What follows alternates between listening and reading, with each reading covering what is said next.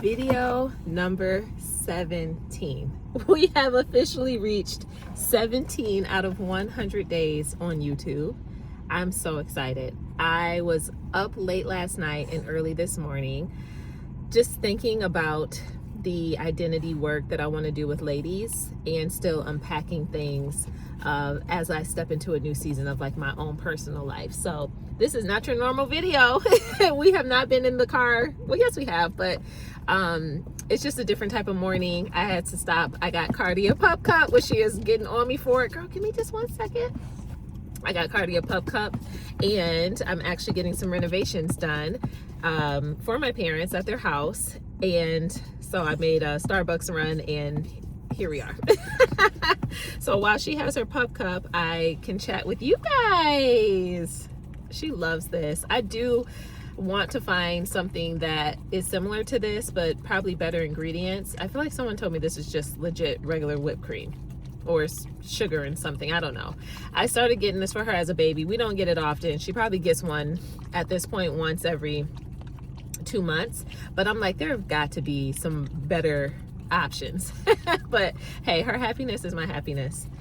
So I'm excited today for these renovations that we're doing at my parents' house. We've been wanting to do the flooring for some time now, and it's like, all right, we're able to start doing that. But when I was sitting in the room just thinking about how I want to start to change things around, it just had me reflecting on when we step into our identity, when we start to become the woman that we want to be for real.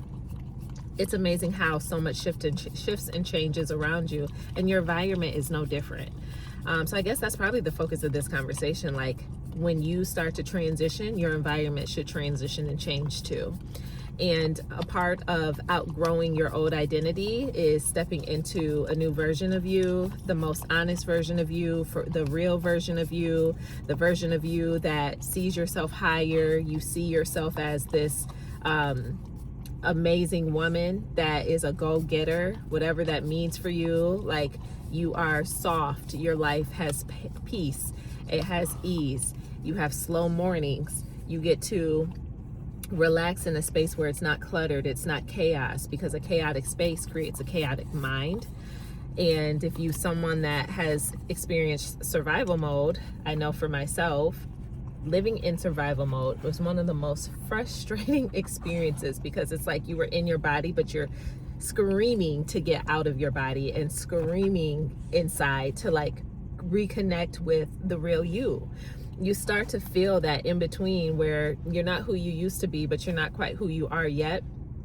But it's micro moments, micro changes that help you transition to become that person and help your reality align with that desire. So with our environments, it's really no different. I've bounced around a little bit in my 20s, and I say bounced around in the sense of like, I lived with my grandma for a period of time when I first moved to Detroit. And then I got my own apartment, and then I made more transitions. I think I lived with like my grandma again, and then I moved out of state, and then moved back to Michigan. So just in all those transitions, sometimes I had moments of being places where it was temporary, it wasn't long term, but I didn't take the initiative to own changing the environment in the way that I should have, in making it a more comfortable, more safe, more calm, more relaxing, more at ease, right? Like, we'll be in survival mode, and if we're staying with somebody, we'll push through that moment as well to be able to just pass the time and do what we got to do, because we don't want to trouble nobody, we don't want to burden, we don't want to bother anybody or anything like that. But I want to challenge you, if you're in that space, make something yours, still own something, you know, move some of those boxes out the way. If you can paint something, paint, put up some wallpaper or a fake wall, or, you know, there's so many options these days. Get candles, like get the rug, get the posters and the paintings, like do something small. You don't have to go over the top, you don't have to break the bank, but do something to start making it feel like you, because the more that your space feels like you, the more that your mind starts to align with that too, and the more that you make yourself available to start to embody the woman that you want to become. when we're changing ourselves, it's not just our appearance, it's our inner self, it's our desires, it's our interests, it's our looks, you know, our environment, how we have the living room designed, how we have our space, how does it smell, how does it feel, how do you want to wear your hair, what soft looks do you like, how do you want to have your nails done, do you like that clear neutral color, or do you want a little pop of color, a little razzle dazzle? None of that should be skipped, because all of that is a part of the identity shift. When you are starting to truly live in purpose, when you are like starting to really reconnect with yourself and stepping into this new layer after you've shed this old one, all of those pieces matter. So even me getting this flooring done feels so exciting. I picked out a color that I loved, and that is like so just natural and woodsy and light and gentle. I'm about to change the trim, we're changing the paint color, just all of those things. And I spent some good time on Pinterest these past couple weeks just to be like, okay, what mood feels good? Like, what does moody look like? And these investments I'm making now anyways, because in the future, my parents' home will become my home. You know, a house that is inherited and passed down. So my mind is thinking like quality, like put in the work, put in the effort, make it look good, and try to make it look timeless if you can. So I just think that we'll skim over our environment when it very much includes who we are, and you should really go the extra mile to make sure like your environment feels good for you and feels true for you. And that may mean spending a little bit of time on Pinterest. Sometimes if you don't know the right words, right, because there's so many different styles, and sometimes it is a little hard to figure out like, okay, what do I like? Because I like a little maximalist, and I like a little minimalist, and I like, you know, traditional or farmhouse or whatever. There's so many styles out there. I even use a little chat GPT to like articulate how do I want to feel when I couldn't find all of the words, and then use that to then go on Pinterest and insert them. So spend some time, create your reality. Like, that is such a dreamy space to be in.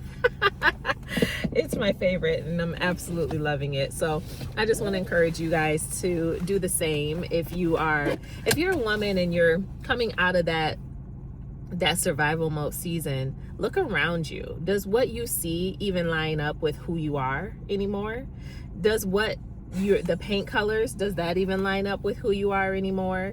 The wall art, the decor, the wallpaper, the furniture, you know. And I'm not saying like just go to Home Goods or Target or whatever and just like ball out of control, but I'm saying like, what small changes could you make today? Can you rearrange your room? Maybe you should order the higher drapes, the sheer ones, if you have a smaller room, so it elongates the wall and you just have this like luxe feeling, if that's your vibe, you know? Look at the small things. Everything that leads to growth starts in small steps, micro moments, micro steps. It all starts small and then it leads its way to big. So look at what you can do today that is a small step to create your room and make it the reality, the room that you want to have, that feels good for you. So that's your homework from me. Now, if you're new here, my name is Renee. I create conversations that bring you back home to yourself and help you become the woman that you journal about in private every morning. I am her. I'm always in my journal every single day. It's literally my outlet. And now I see why people say journal, because journaling does a few things. Not only does it help you at the beginning of the day or start of the morning release all of your thoughts so you can start your day with a fresh, clean mind, like a fresh slate, but it also helps you get out your real emotions, especially unfiltered. No edits, write in pen, don't backtrack, don't scratch. Obviously you can't erase. Well, it's 2025. You probably actually can erase pen, but you know what I'm saying? Like, just put it out there on paper and watch. The more you release, even through journaling, the more free you start to become.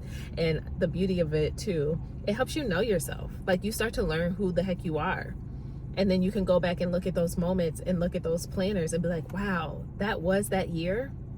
The other morning, a couple days ago, I like pulled out my 2024 journal. I told y'all I'm a lover of Fringe. It's one of my favorite journals. The pages are buttery soft. I pulled it out and I was like, wow, what a year.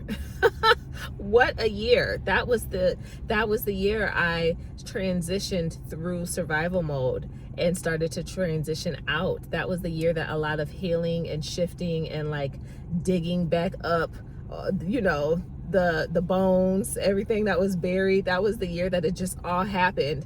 And it was a time, and this wasn't no 1 month situation. Like, it was literally probably a year and a half. I was like, oh my gosh, this was heavy. But I'm grateful I had that journal to reflect on, and I'm grateful that I had that moment to sit and actually look back at my journal. It was probably one of the first few times I've ever done that. And I've been journaling since 2012. Why do we not go back and actually look back at our journals? May need to do that a little more often. And it's like a round of applause for how far I've come. How far I've come through that season. I made it out alive. Thank you, Jesus. How far I've come in life overall. Like, still making it. Sometimes it feels like holding on by a string, but we are here, and we're getting better, and we're getting more aware. We're building better relationships with ourselves. We're like breaking down the mask. Even myself here online, I am challenging myself with these 100 days of posting on YouTube to just show up. Because I will vulnerably tell you, I have struggled with perfectionism for the majority of my life. And when I looked back and realized, doing some inner child work, where that came from, I was like, clocked it. I don't know if my dad's gonna see this video. I think he has my channel on his phone. He's still learning how to use his phone. We just got it for him. So he probably won't see this until like 2027. But I realized that a lot of my perfectionism stemmed from my childhood. My father had very, very high expectations for me. And I realized that I carried a big burden of those expectations through adulthood. And I'm talking like, you can't come home with anything less than a B. In college, if I got anything less than a B, I would have to reimburse him for the class. My father initially paid out of pocket for my classes, and then at some point towards the end, I had to take out some loans. He didn't reward me. I thought I saw the other kids in middle school getting money for good grades, and he was like, no, this is what you're supposed to do. I'm not giving you money for what you're supposed to be doing. It was just very high standards, very high pressure. Sometimes, I'll be honest, I feel like my dad raised me like a little boy. I say it often. And I love Jerome, but it showed me just where that came from, right? And then it's like, not only was it perfectionism from my parent, but then, and I say my parent because I don't feel like my mom put that type of pressure on me, but then it became perfectionism and pressure from the world. And then I started to feel pressure from society, taking on rules that I never even had to like take on. Pressure from friends, relationships, and all this other stuff. So yeah, I'm a retired perfectionist. So the more that I show up on these videos, even for me, the more comfortable that it has allowed me to become. And I don't have an issue with the speaking. It's just always speaking from a place of me. I tried to do a couple scripted videos, and then I was like, I can't. I'm not diagnosed with ADHD, but I am going to do the testing next year because I have sensed this for a couple years now. I am in grad school for clinical mental health as well, as you may know. So I just have an inkling, but I'm going to pursue the next step in that journey to look into that. And all that to say, just learning about my brain on my own and through therapy and how it works, I'm just like, okay, showing up like this and showing up as myself is the best thing I can do. Let me at least have a couple bullet points when I'm on here talking to y'all, but I don't need to have a whole script. I tried that. It's not my lane. And the more that I just know my truth, the more that I talk how I talk, the more that I worry less if I, say a word a certain way because I don't want to say going. I want to say gonna. Sometimes it just comes out that way because that is the word that is what I want to say in the moment. That connects to the feeling that I'm trying to communicate or articulate, and so much of life, you feel like you're code switching when you're in different rooms and you're around different people and you feel like a chameleon one moment and different things like that. And that has been me through and through. I can't even lie to you. And in the same token, I have parts of me that I've always been true to, but I don't want to be true to parts of me anymore. I want to be true to all of me consistently. And as I have walked that journey, the journey of truth, authenticity, and everything, I mean, it really elevated after breast cancer. I kid you not, it elevated. I just care less about what people have to say, less about what people have to think, and not in a negative way, but I'm saying in a sense of like, it's not going to stop me from living the life I want to live, from jumping and taking the leaps and being adventurous and being curious and leading from this place. So even to come on here on YouTube, unperfect, sometimes my background looked a little chaotic, it's not the most aesthetic, but I'm committed to the commitment of me, and I'm committed to the commitment of those that I know God's called me to. So it's so interesting when you do things within the season that he's called you to do it. I started this channel. I had a channel that I couldn't access anymore, so I had to start over. So I started this channel in January of 2025 and pretty much abandoned it after a couple months, 2 or 3 months, because I got tired of trying to keep up with the editing. I didn't know I had to be a videographer and an editor and know scene shots and cuts and coloring and whatever, all that other stuff. I got tired of trying to do all of that because that's what I saw people doing. So when I started to see a couple other creators, I've tagged her before here, but Glow, I think her name is Glow Graphics on here. When I started to see other creators, one around my age as a woman in her mid-30s, two, showing up as themselves, talking freely without all those edits, even without a thumbnail, I was like, oh, I'm home. And I saw a post once that said, all the rules are fake, do you? And I believe that to actually be very true. It is amazing to me the things that can hold us back from walking in our voice, from living our truth, from experiencing the joy that we want to experience and doing the thing that we want to do. I know so many people that would love to be here on YouTube, but have not even given themselves the chance to even post 17 videos. And society, the world, culture has put so much pressure on how we got to show up and how we have to talk and how perfect we need to be. And it's like, I don't want you to come on here and feel like this is a TED Talk. You know, the clinical aspect, we'll dip into that a little bit, but at the end of the day, I'm a human woman. I'm like, I want you to experience the humanness of me before anything else. I want you to feel like you're sitting on my sofa, or feel like you're in my bedroom, or feel like we're in the car, we're just not leaving Starbucks, you had a long week, we're talking about your week. Like, that's how I want to show up.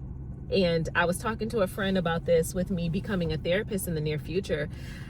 I asked her, I said, am I going to be too much for this role? Because I am a quirky, bubbly, joyful woman. It's not over the top. It's just what I am. And I'm honest, I'm straightforward, and I'm direct. I have empathy. I'm also warm. I have all these layers to me, and I know the times for the reactions and the response and things like that. And I know sensitivity very well. But I say all that to say, I was asking her that question, and she was like, girl, be you through and through, in and out. Don't be anyone else but you.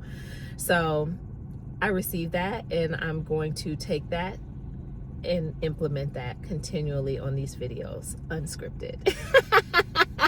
Like I said, most of them have been unscripted anyways. I just tried my hand at 2, and I'm excited to see where we go from these 100 days. I'm excited to see how you evolve being here. I hope this channel blesses you. I would love to know more about you, so let me know in the comments. Let me know what type of, if you've gone to therapy, what type of therapist would you even want to see? All of our desires are so different and so unique, but separate from that too, if you're in a season where you're just transitioning and you're becoming the woman that you've desired to be, you are finally starting to walk in the reality of like who you really want to be, you are in the right place, and I'm excited for your journey. I hope you stick with us, and until next time, we'll talk soon. Like, comment, and subscribe. All right. Peace out, y'all.